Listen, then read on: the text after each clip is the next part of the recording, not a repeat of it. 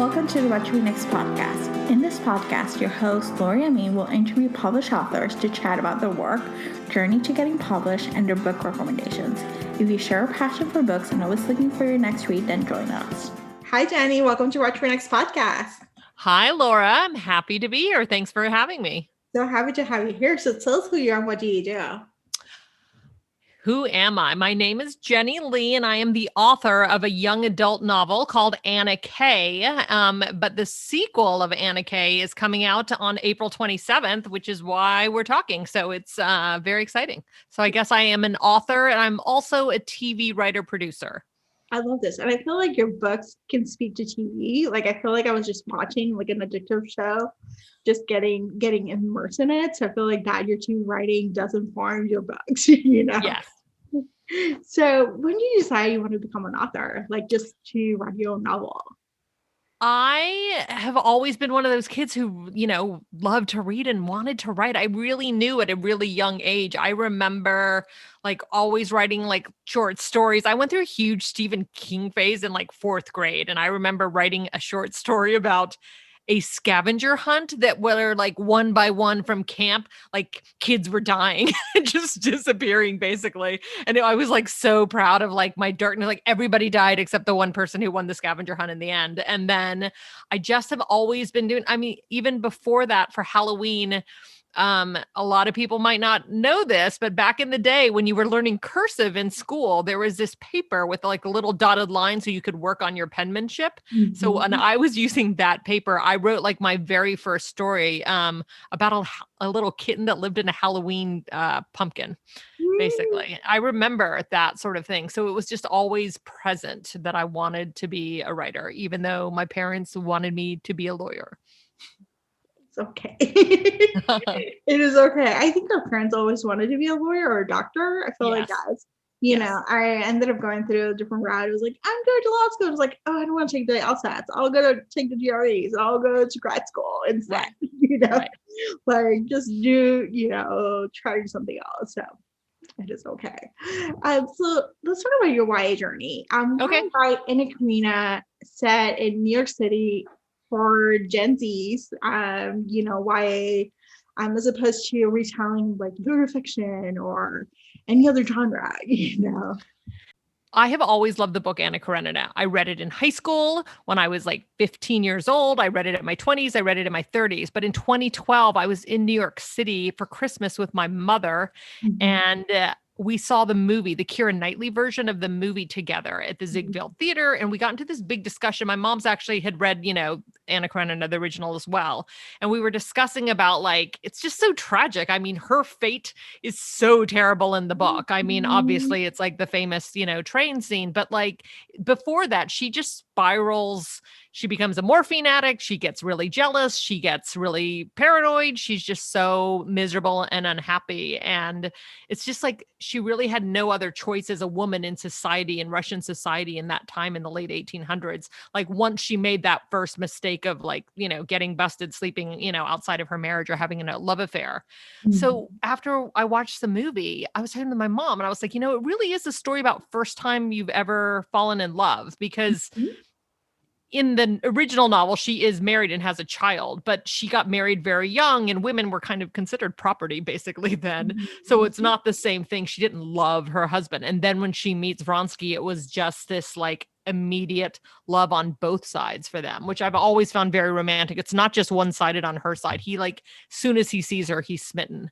And so we were talking about it and I was like, if you did a modern day retelling, it would probably need to be teenagers because a lot of people have their first, dalliance or experiences with love or what they think is love in high school. So I don't know. It just, after we talked about it that night, I couldn't sleep. We're staying in a hotel because I live in Los Angeles. And then I went down to the lobby at like 3 a.m. and I was just thinking about it. And I was like, oh, it would be a great young adult novel. And also the train is so iconic because it's St. Petersburg and Moscow, the train. But I was like, oh my God, New York City and Greenwich, Connecticut with Metro North would be perfect. And I was like, oh, rich kids in New York City. And it just all came together. I wrote an email to my agent that night in the middle of the night and was like, hey, what do you think about this idea? And she wrote me back like the next day and was like, it's an amazing idea. You need to write it immediately. And then I waited 5 years. It's okay. It came at the perfect time because I feel like it's like a perfect, pandemic reading because it came out on debut in March, in the middle of the March 3rd, right before the week before. Yes. The week before the pandemic. And it just like, it felt like this like Gossip Girl updated, like not problematic, because Gossip Girl is problematic. Like this is not problematic. Rich kids behaving badly, just kind of like addictive. Like you can't stop reading and you can't stop figuring it out. And then the ending is so tragic and you're just like, what is going on? Like, right. And I listened to it, by the way. So did you? I was reading it and listening to it, and I have to tell you, the audiobook is just a spectacular because it just like gets you going. You're like, what is going on? What is going on? It's like snippet and so good. Jenna Ushkowitz is doing the audiobook for the sequel. She just finished recording it, so I'm very excited because I thought she did such a great job. Yeah, totally. I'm gonna pre-order it. Yeah. I read it and I was like, I need to listen to this. Like this is like, so the audiobook kept me at night. Like that's my nighttime reading. Right. So it was just like this fun experience of being transported to New York. And I lived in New York for 14 years. And so I moved just before the pandemic. So I'm like, it's familiar with the sightseeing. I'm familiar with the rich kids behaving badly because I had been experienced with those. And so it was fun to see all this like pop culture, reminders of like different things, like are so unique about New York that, for those who are dreaming to go to New York, like just read Anna K and then get, and then at KOA, you get LA, you get Seoul, Right. So let's chat about the rich kids behaving badly. What was your research process like? What was my research process? Well, I was not a rich kid growing up at all. I mean, my father was a doctor, I grew up in Tennessee, actually. And so I always lived in small towns. So when I went to NYU for college, I was 18 when I arrived in New York, and I was just blown away by like the size and the sheer scope and then the amount of people. And I really was also very fascinated by the amount of money that's like in New York City. Like I was poor and living in New York all through my 20s, but it was super fun then. I didn't care because it was like just so much to do and see. But you always, there was always an ever-present thing of like incredibly rich people like running around New York City. You just can't. The same thing with Los Angeles here. I mean, it's the same sort of thing. A little bit of my research I went to 1 year of boarding school as a freshman, and I went to a school called St. George's in Newport, Rhode Island. That's a boarding school. And one of my freshman year roommate was a Johnson & Johnson from Johnson & Johnson. Yes. So they were, and there, there was another girl at the school, and they were, in freshman year, they were like, oh, she's going to be going to Yale because her parents donated like a library. You know what I mean? It was just a very wealthy crowd. And here's what I learned from it. My roommate, who I, became friends with that year, we're not in touch anymore. I like went home with her for spring break to this crazy mansion. And it was just such a weird world. But what I can say, it's like, there are fancy cars and there's nannies. I never saw the parents around. I got lost in the house. There's wine cellars. You see this huge scope. But I mean, honestly, between my relationship with her, we were still teenage girls. We talked about boys. We talked about breaking out. We talked about our clothes and our lives. Like, here's the thing. If you're a rich kid and you're born into money, because I know rich people aren't that popular right now, but like these kids were just born into it. It's not really their fault. I mean, maybe their parents did bad things to get them that rich, but it's not really affecting them. And they're still teenagers anyway. It's just like sort of a fun background setting. Yeah, it's a fun background setting. Like, honestly, like the money, yes, they're entitled and yes, but I feel like it's also generation too. Like, like and it's just basically also being a teenager. Like you feel like you know it all and you have the way of the world and like you're invisible. Like you're not supposed to, like nothing's supposed to face you. Like, and you're supposed to behave badly. Like, part of it. Like, exactly.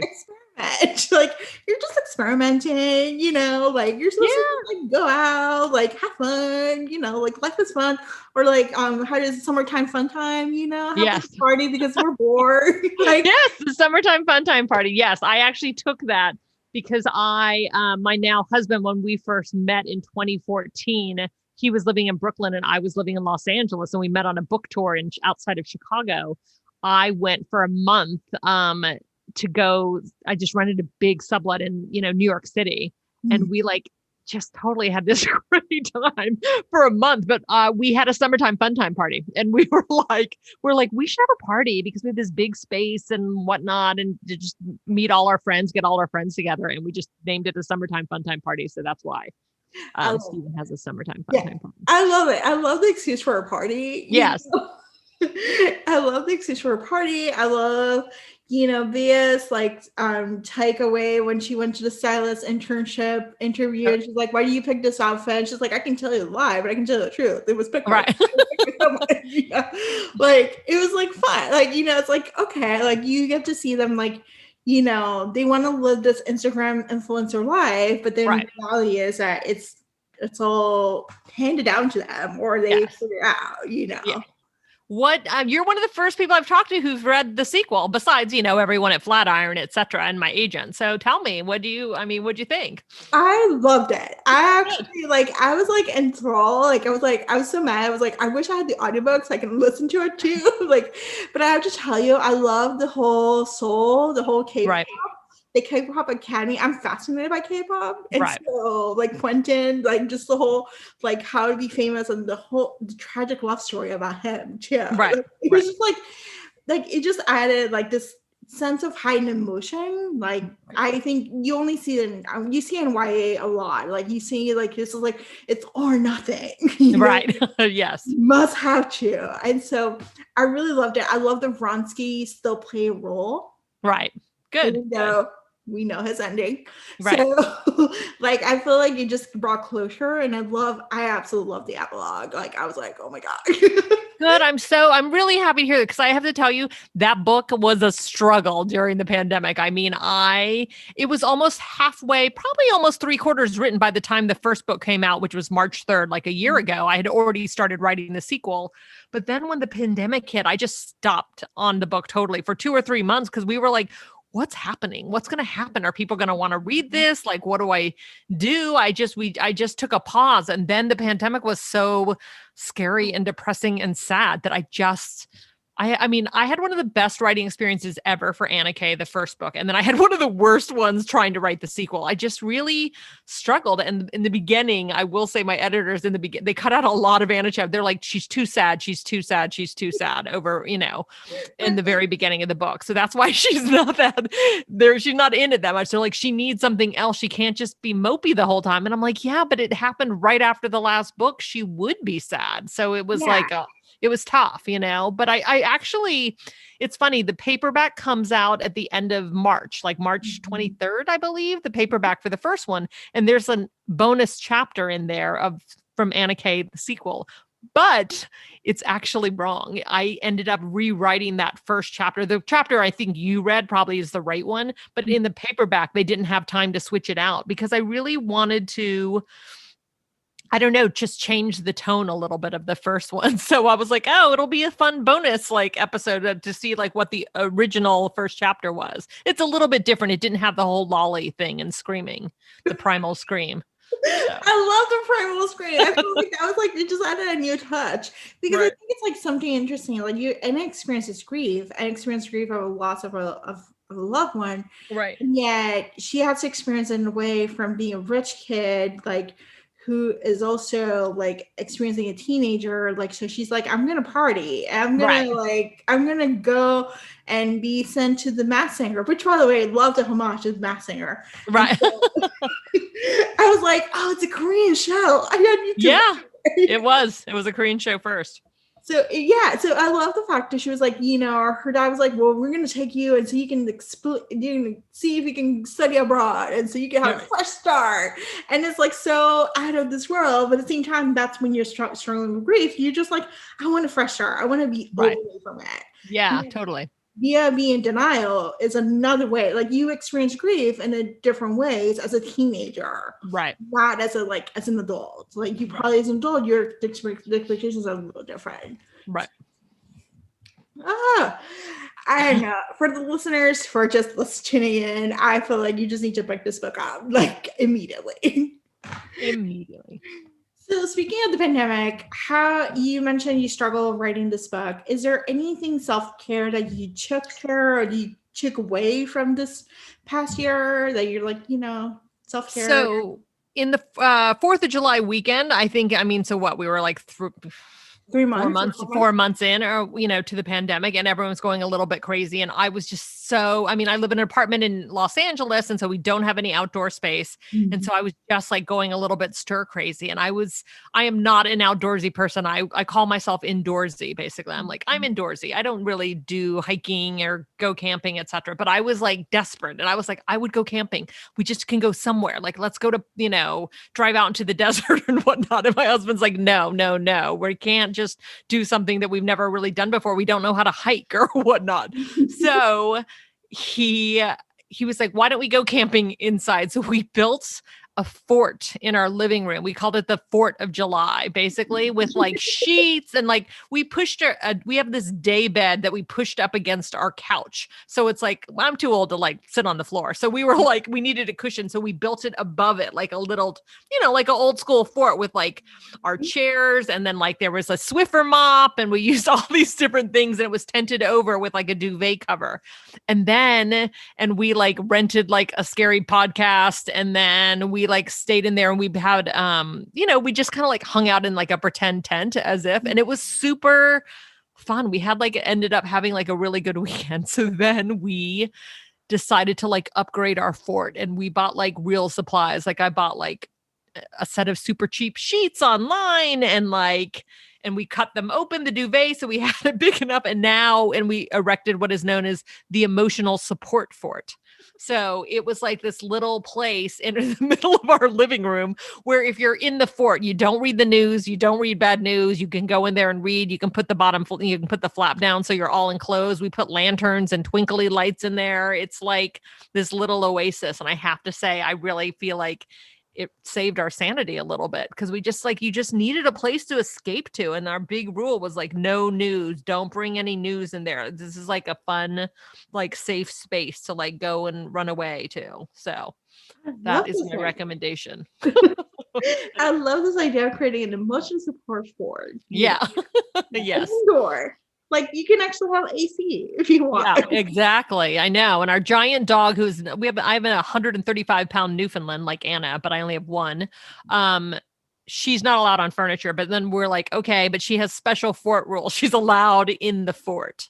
So that's always fun. So she would climb up. She gets stressed because she knows she's not supposed to be on furniture. And so she'll like climb in for like 5 minutes and then she'll leave. But it's like super fun when she does. Oh, yeah. I saw that you had Newfoundlands. Yeah. It's a dog. So I love the homage. Yes. So what are you working next?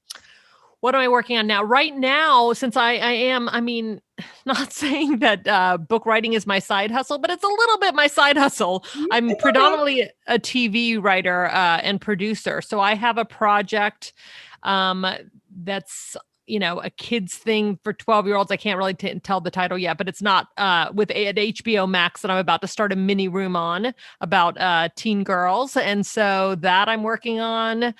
I'm working on a screenplay right now that was commissioned, like a rom-com. In terms of book, though, we just finished edits on Anna K. I was working up until the very end, like I'm doing rewrites and stuff, up till, January or February, basically, of last look. So what do you think? Yeah, I'm taking a break. But what do you think? I'm debating, obviously, a book 3 for her senior year. I think that would be amazing because isn't she going with Lolly to Spence? Yes, she's going to go to Lolly. So I feel like her, Lolly, and Beatrice should like run New York City. It would be really fun. Yes. That would be like the power trio. I feel like we can see them like just going to see senior year, because senior year is like a big year of stuff. Although I feel bad for Steven getting his senior year in 2020. I know. But he didn't go to graduation, so it doesn't matter.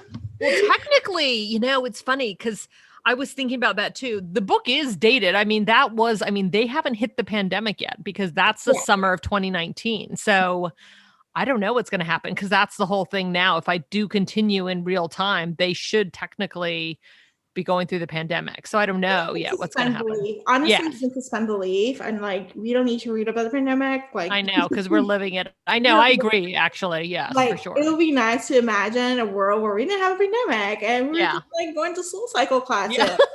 Exactly. And like going shopping and like having interactions and having long hogs. Right. I read quite a few books have been written in the pandemic, and like we're just spending like a couple pages hugging each other. Right. You know? So. Right. I agree. Because all those movies about the pandemic that came out in the middle of the pandemic, I haven't liked any. I mean, I don't want to watch it. I'm like living it. So I'm like, I don't want to see it. I want escapism right now, which is, why I think Anna K is a good read right now, because to me it is like frothy. I wanted it to be frothy, soapy fun, like as much as it is, a tragedy. I didn't want it to be like of the level. I mean, we already have that book. I mean, we have the original, which is very, heady and is literature and high art. But this Anna K is not. It's like supposed to be fun and soapy and like quick read. It is soapy, it's fun, it's frothy, it's just bubbly, it's sparkling. Like it just feels like, you just want to keep reading them. So I say, like, if you feel the call to write a book 3, I'll buy it. Okay, good. And I'll be like, okay, tell me what Anna's doing, and then take her to college. Yeah. Good to know. Like I want her to have a happy ending. Yes. So just keep going. All right. I hear you. I agree. Awesome. Have you read any books that you recommend? It's funny. I was reading, since you sent me, thank you very much for sending me your questions ahead of time. And I was thinking about that right before our call started, like what books my reading habits have changed a little bit, because usually when I am deep in writing a book, I'm not really reading that much. I'm certainly not reading in the same genre. I'm reading a little bit of nonfiction here or there. But in terms of the books that I've been reading that like Lily King's Writers and Artists really I loved. I did that what you said, which is like I read the book, but then I got the audiobook, and then I listened to it on the treadmill. Because we don't ever walk around. So we got a treadmill as soon as the pandemic started. So I try to like I don't even run. I try to like just walk, and that's when I've been listening to audiobooks. The other book though, I read Anxious People by Frederick Bachman for Book of the Month Club, because they wanted me to do a recommendation of it. And then I was like, okay, because it's so I started reading it, and I hadn't read A Man Called Ove, even though I know it's so popular. And when I first started it, I wasn't sure, but I was reading it on the treadmill like every day. And so then as I got on, it just like slowly pulled me in, and I really it was a very emotional ending. Because it's kind of quirky and funny and a little bit random, and then slowly though it all like comes together and just gets very layered. And I got a little bit choked up reading it on the treadmill at the end of the thing. I was like it kind of came out of nowhere for me, and I was like, oh, I found it very moving. I love this. Yeah. I love these recommendations. I love the fact that like you're multitasking when you're reading. Yeah. Right. I think it's important. Like people assume like I'm just gonna spend all this time reading all these books, and just like reality is that we're listening, books during making chores, like we're just getting our reading done when we can. Yeah. So, absolutely.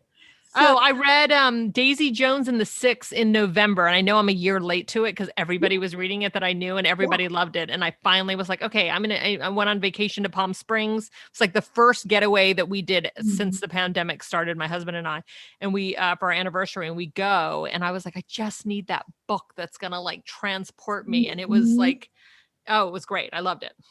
I think Daisy Jones is a good similarity to your book. It's like it's a short chapters or like all oral history. Like it's like it's a sense of like you're moving along with the different characters. Totally. You're not sitting still with just one character all the time. You're like jumping around. So I love this.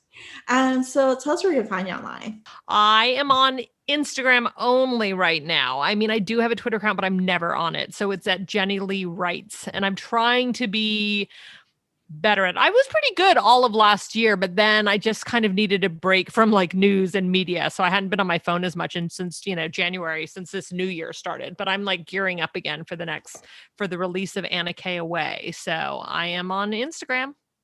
Thank you, Jenny, for being on the show. No, thank you for having me. It's been super fun to talk to you. If you enjoyed this podcast, feel free to share with friends, subscribe, rate, and review the show. This is the easiest way to support the podcast. For book recommendations, author interview archives, and other fun book resources and tips, please visit whatchrenextblog.com. The Watch Read Next podcast is part of the Frolic Network. To discover new shows to listen and love, please visit frolic.media/podcast. Thank you so much for listening and have a great day.